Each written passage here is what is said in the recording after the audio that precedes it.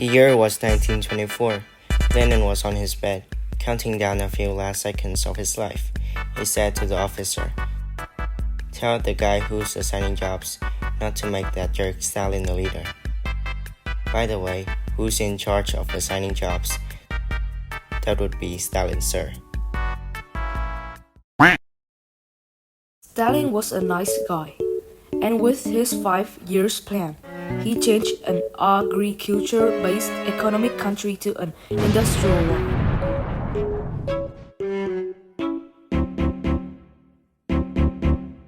Meanwhile, Germany was conquering Europe, so the short-bearded German called Hitler wanted to dominate the industrial capacities of Eastern Russia.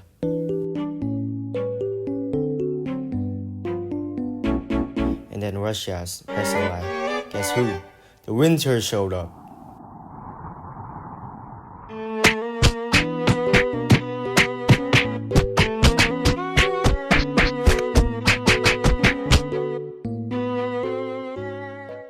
Germany fell.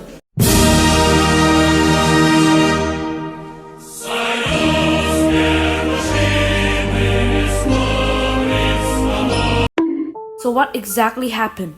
On July 17, 1942, the Battle of Stalingrad began. Germany starts invading Eastern Russia. 11 days later, Stalin issued Order No.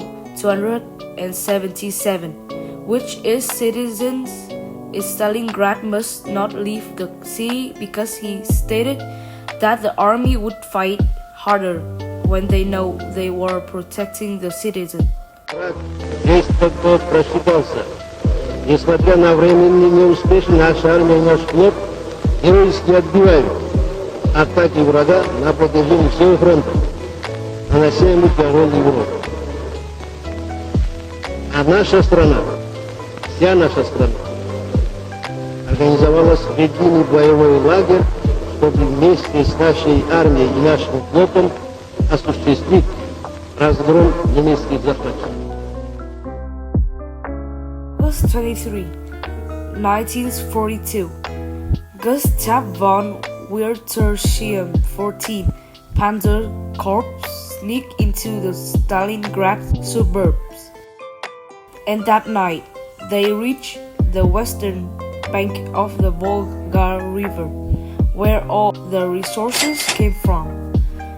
Then there were bombardments everywhere of the 600 Luftwaffe planes that bombed Stalingrad, and 40,000 deaths were recorded.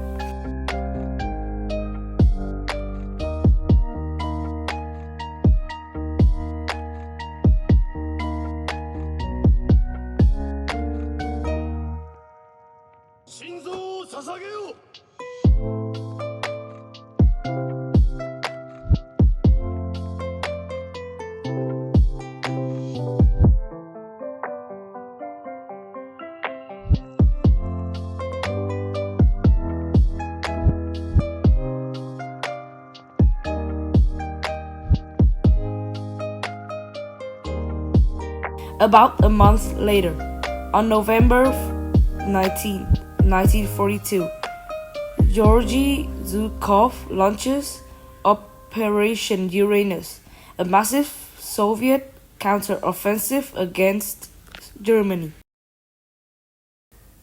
The German general Friedrich Paulus, with his powerful Sixth Army, believed that he would take over the city in 10 days.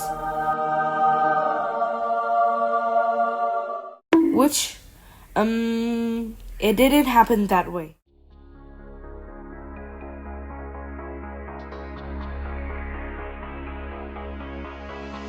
Operation Uranus was an operation led by General Georgy Zhukov that was created to counter the Germans. The Soviet Union starts surrounding the Sixth Army with the ability to use the streets as an advantage. Georgy Zhukov and his Red Army fight back each building and each yard to kick Nazi Germany back out. It ended on November 23, 1942, resulting in the retreat of the 3rd, 4th, and 6th Armies of Germany.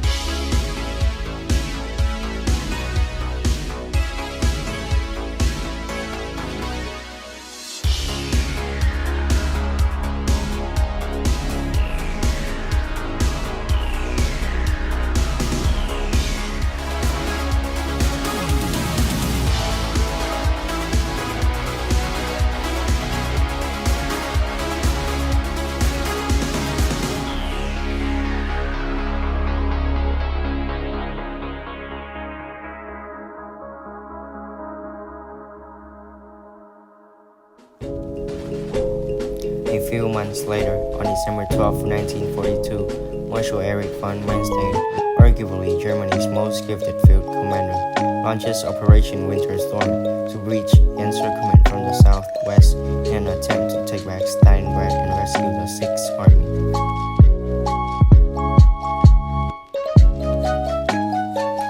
Unfortunately, winter came and became Soviet's best friend. The 6th Army did not have the strength to attempt a breakout, with less than 7 serviceable tanks and dwindling supplies damaged by the wind and cold, while its infantry were in no condition to attempt an attack in the winter blizzard which had developed over the past few days from 19 to 23 December.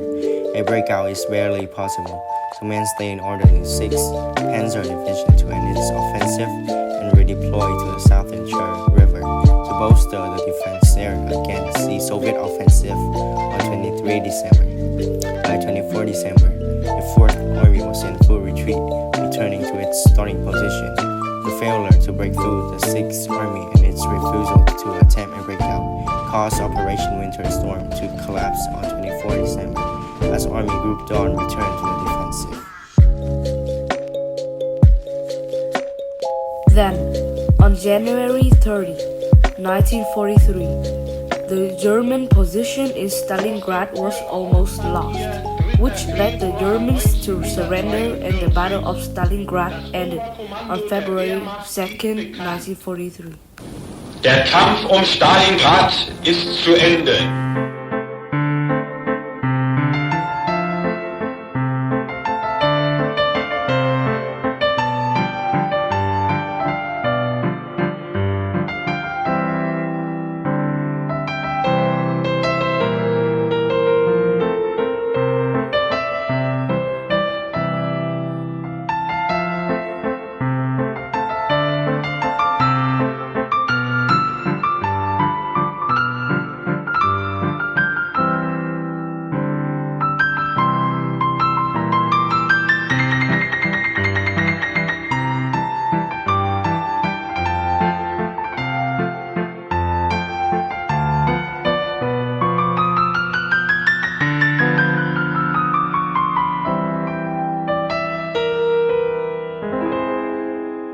Of the day, the loss at Stalingrad was the first failure of Hitler to be publicly acknowledged.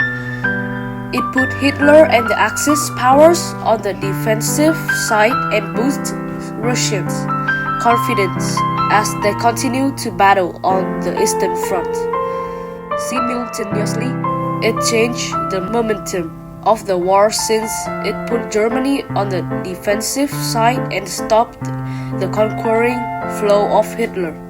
In the end, many historians believe the battle at Stalingrad marked a significant turning point in the conflict. It began the march toward victory for the Allied forces of Russia, Britain, France, and the United States.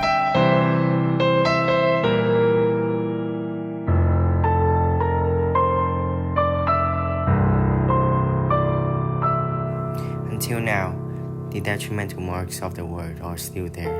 Much of the city was destroyed. almost 2 million casualties and a part of a generation was destroyed. It is one of the deadliest battles in World War II.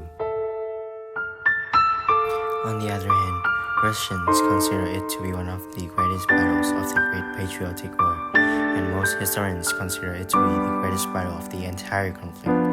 It is still remembered by people today because it marked the turning point of World War II. So, this is the Battle of Stalingrad. Thank you and goodbye.